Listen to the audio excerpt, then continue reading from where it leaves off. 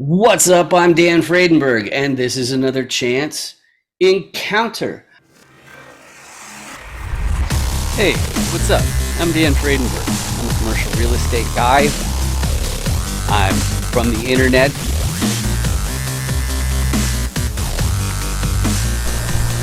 We're seeing more properties like this being built in front of a house that's going to be torn down soon. I understand that there are power lines that are getting kind of close. What's up again? This is Dan Fredenberg, and that there is a commercial real estate building.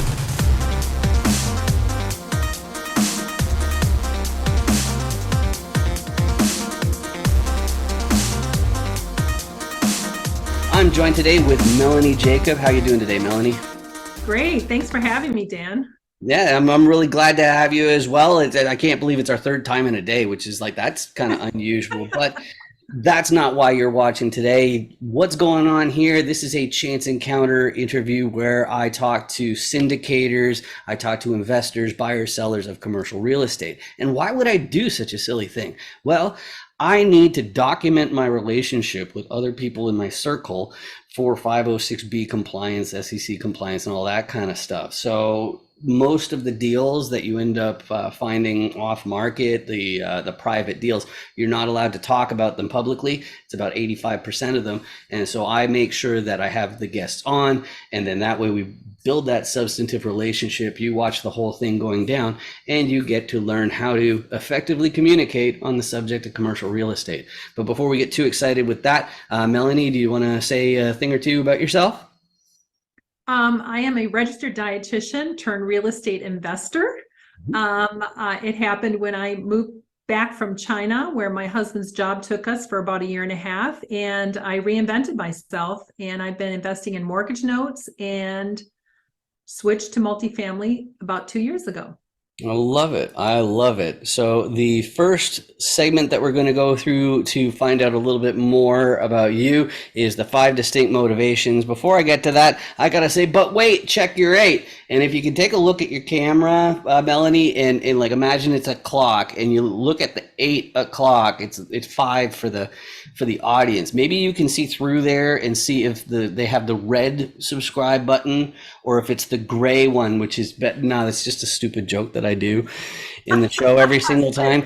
But the 5 distinct motivations, I've talked to a lot of commercial real estate investors, and when it gets down to brass tacks, everybody has their own unique reason for doing this stuff, but I slip them into these 5 different categories, and that way you know why my guest is actually going to go through the hassle of an acquisition, which takes months and is filled with difficulty. The first reason why some people are making their next acquisition is because they're preserving their purchasing power. And what that's all about is if you already have a portfolio of assets, this is one circumstance, if you already have a portfolio of assets and that's how you make ends meet is from the proceeds of ownership, then the only reason you're going to make another acquisition is if inflation is eating away at the purchasing power of your cash flow, because of course the name of the game is don't lose your assets, don't sell your assets.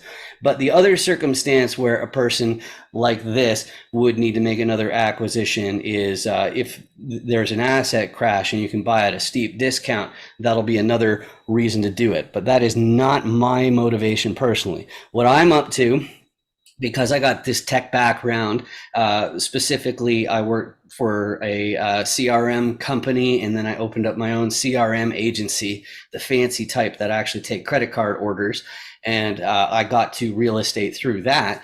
But when I was watching my boss flipping 10 houses a month, I was going like, well, wait a second, what am I doing paying like half of everything I make to income tax when I can be getting involved where I get rewarded in the form of deployed equity, aka capital.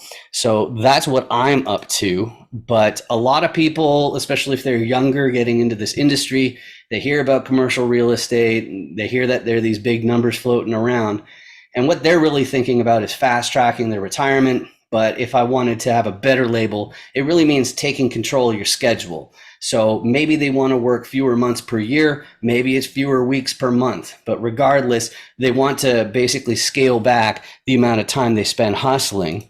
But that's different from this next group. They're just plain ambitious. They're after that legacy wealth. They want to buy their entire hometown, and they want to make sure that their great grandchildren never have to hold a day job. And that's exciting because anybody who has that answer, they're going to hustle into their 90s, which makes them very valuable. But the last reason they're also going to keep hustling, but it's because they've picked a sector of society, or maybe it's the environment or animals, who knows what it is, but they've realized that there's a large financial component to making a big difference. And so that's why they're making these commercial acquisitions. So of those 5 different motivations, Melanie, what combination of those would you say describes you best? So, coming from a field of trading time for money, I think that's probably when my eyes were opened to this side of a business world. I find that that is very compelling. Coming from a medical field where I'm helping people and spending all my time, it's just not scalable. And so I would say, looking at not trading time for money, and repositioning my time so I can be work optional. And that sort of falls into that other category. The last point, however, helping people who need it. My husband and I worked together, and when we were doing note investing, we found it was we could sleep better at night when we were helping people stay in their homes. So we have a heart here in Metro Detroit to supply affordable housing. And that's a big part of our why. I love that. That's fantastic. It's really great to hear, that the stories aren't quite so simple or cookie cutter. That's really fantastic. But the next thing I want to ask, I've meant to prep you for this question because I usually prep people for this question. It's the tolerance for risk assessment, because some people, they're new to this industry and they're like, oh, well, I heard there's a lot of money in it, so I'm gonna just dive right in. It's like, well, there are risks involved. It's very competitive. You have to understand this. So what I do to make sure that my guest has it together, I get them to fill in this blank. So Melanie, you can choose something from real estate or non-real estate, but please fill in this blank. There are many popular investment asset classes, but I think blank is too risky. Do you have something off the top of your head for that, or? Well, right now I would say commercial office might feel too risky for me. However, coming from a non-performing note investing background, that was probably the riskiest thing we could do. However, we always calculated the worst possible scenario in every deal analysis. So that's what I would say. I love that answer. It makes a lot of sense. And, I've been working from home for over 11 years now. So that's why I really go, it's like, why would anybody want to commute? But that brings us to commercial real estate. And to make sure that you can effectively communicate on the subject of commercial real estate, you can get your copy for free of the Dan Does Deals Commercial Competency Cube. And oddly enough, you go to dandoesdeals.com to do that. And because I'm a dummy, I don't even ask for your email address. From a marketing perspective, you should always ask for contact information. Lead magnet. Right, exactly. Yeah, come on. Right, but I don't do that because I want to make sure it's as easy as possible for you to download it, print it out, try it out, practice expressing these different roles in a die so that you know how a deal works. But more importantly, I go through all 6 sides. It takes a couple minutes in every single episode of Chance Encounters so that you know how my guest fits into these deals. So let's start off with the repositioner. A repositioner is a person who looks at a bunch of different properties, does a whole whack of paperwork. What are they doing with this paperwork, you ask? Well, the first thing they're doing, there's a fancy word for it. They are underwriting the deal. That means they're doing the math. They're figuring out, first of all, is this building even making the amount of money that the seller is claiming it does? Because you can't be so sure. But a lot of people just call these guys investors. They call these guys investors and these guys investors. I separate them out. What makes these guys really different, why they're called repositioners, is they're figuring out what changes can I make where it will make a much more profitable business. And the first place they're going to look to are the people who only deal with paper and money, and those are the financiers. Because if the repositioner can get a more advantageous loan, then that automatically goes straight to the bottom line. It's basically pure profit if they can get a better loan. But let's assume that that's not in play. So the repositioner, the first place that they're going to look to make some changes are the operations. There's a lot more to operations than just making sure those Benjamins don't go down the toilet, or even unclogging toilets and mowing lawns and collecting rent. It's also about amenities and revenue streams from those amenities. But there's even more to it as well. Whereas, like, if you're having a vacancy problem, one of my fortes is marketing and automating systems. So that's one way that I come in as a asset management role. But chances are the operations, there's not enough changes that you can make to be really profitable for a typical repositioner. So they're going to get a contractor team in to do a value add, or renovations as some people would call them. And that way, when you make the improvements to the units, the next tenants will be happy to pay more in rent than the previous ones, okay? But you can spend an endless amount of money on these contractors. And if the repositioner has the same problem I have, which is, see, I'm from the internet. So that means I need a local. I need boots on the ground who can be there in an hour or two, because I'd be at the airport in an hour or two. I would not be able to make it there. So that's one piece of the puzzle that I'm always looking for. But once the repositioner has assembled this team, identified the property, they turn around to the financier and they say, hey, I got this property. It's 350 units. It's tens of millions of dollars. You happen to have tens of millions of dollars you want to lend us? And the financier is going to have more questions than you have right now. One of the biggest ones is, I haven't mentioned the sponsor KP. So this is another role that a lot of coaches and gurus, they really gloss over this piece. But if you want to be eligible for a commercial loan, somebody in the fold has to already own a similar asset. So even if you have a bunch of friends who are physicians or whatever, then you're still going to run into this issue of you're not going to be eligible for the loan unless somebody is already involved in it. On top of that, you need a certain amount of liquidity, and between the owners, you need a balance sheet of at least the amount of the loan. But if you have all those pieces, you got yourself a commercial real estate deal. So Melanie, you mentioned a moment ago that your financier background, but is there anything else you'd like to talk about as far as your core competencies go? So, Phil and I work together, and I think his strength is definitely the underwriting. He lives on a spreadsheet every day, and so we do a lot of deal analysis and looking at deals. We try to find off-market deals. So we're trying to get into a repositioner person who could find a deal and reposition it. We like C-class properties in potential up and coming neighborhoods. We're looking at one, and we're excited about maybe a B neighborhood, but it's pretty, has a lot of room for value add, right? Mm-hmm. So we're pairing, but we're not contractors, we're not property managers, we're not I think the other one that you mentioned. Well, we are local though, because we do have a lot of contacts. People who can take pictures, people who can, so I do have that in Detroit and Metro Detroit area. Okay, excellent. And so you already mentioned the geography, and that's part of the next segment, which is the buy box. And when commercial syndicators, investors, buyers, sellers are talking about an ideal property or a buy box, they're really talking about three main things. The first one's geography. Where is it? Which state?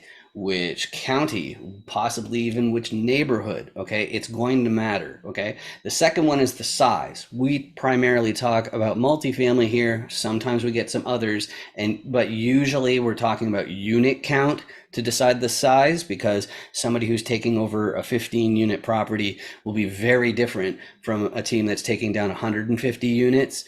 So that size is definitely going to matter. Some forms of commercial real estate, like industrial or warehousing, it's off a square footage, but that's the size. Now, the third thing It's called class, and I use two different words for that because I don't like using the same word for two different things. The first meaning of class, it has to do with the condition of the building. So is it really old or is it a fairly recent build? Is it beat up or is it in good shape? Is it really no frills or does it have a ton of amenities? Okay, that's the first meaning of the condition or class. And the second one is called the area. Okay, and what they're talking about then is what are the school districts like where the property is located? How much traffic goes by the place? What's the crime rate like? And both of those two versions of class, Melanie actually already mentioned them. They're rated the same way as in grade school, which is A pluses at the top, and then A, and then A minus, and B plus, and so on. So, Melanie, as far as getting really in there, what deals are easier for you to say yes to, and more difficult to say no to? Right now, I think it's easier to say yes to a C or B class property, somewhere around 20 to 60 units. However, we always look at all the potential deals. So that's which is easier for us to say yes with. And you Mm-hmm. know, we I think the whole concept of having a sponsor, a key principal who's done deals before is something that, we built relationships with a lot of people who have done deals. So Mm-hmm. Mm-hmm. Mm-hmm. yeah. Okay, and then you said Detroit, Michigan. As far as like other states or other Right. towns, or like, do you want to So get into? Grand Rapids was our first market that we really have, and we were consistently looking in. A lot of people are moving away from Chicago to Grand Rapids. It's growing. We're also looking in Lansing, Michigan, MSU, Michigan State University is there, and Metro Detroit area. My husband's from Houston. We go to Houston frequently. We have a lot of relationships there, boots on the ground. So we are looking also in Houston. Mm-hmm, mm-hmm. All right, excellent. And so, yeah, you mentioned the class, all that kind of stuff. Great. So the next question then it has to do with people. And I don't know about you, Melanie, but one of my favorite things about commercial real estate syndicators is we're so eager to build new teams that we're really friendly. But even though that's the case, we still have our own unique skill sets, so we're better suited to help some people more than others. And me personally, I've traditionally been looking for the sponsor KPs or also the locals in particular. Those are the ones that I'm disproportionately well suited to help just because I'm the guy on the internet and I've got the background in marketing and the CRM technology, so I can automate things. And when you're first starting off as a repositioner, you need grunts who will work like 80 hours a week or more. You don't need a guy like me who's basically taking something that's working and blowing it just out of the sky. So, Melanie, as far as you're going, though, I don't know if you have any 506B deal raises that you're doing right now. If you do, you're not supposed to entice investors. If you do 506C, then you can just go ahead and say whatever you want, but whatever enticing investor means. So if you have a donut, don't like wave it in front of the camera or anything. But who's out there in the camera who you think you could disproportionately well help? I think we could help people who are looking to help affordable housing initiatives. And if Mhm. that's their why, part of their why, I think we could help them. I also think we could help people who need to get pictures or look at local assets. And Mhm. then I'm building my own relationships with lenders and insurance people and I'm construction companies and things like that Mhm. Mhm. Great. locally. Yeah.